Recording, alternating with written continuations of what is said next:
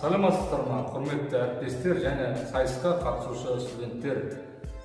Мен Смагулов Сырымның WorldSkills өңірлік және автокөлік қызметі көрсету құзыреттілігі бойынша бас сарапшымын. Олай болса, JuniorSkills байқау бойынша жас өспірімдер арасындағы чемпионатқа тоқталып кетейін.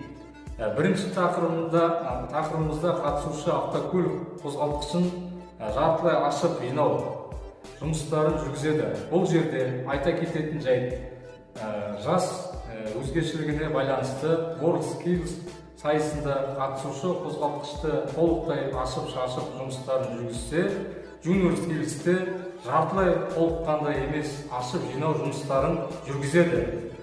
Ал екінші тапсырмада қатысушы автокөлікке электронды диагностика жасайды. Олай болса, келесі кезекте чемпионатта үзінді.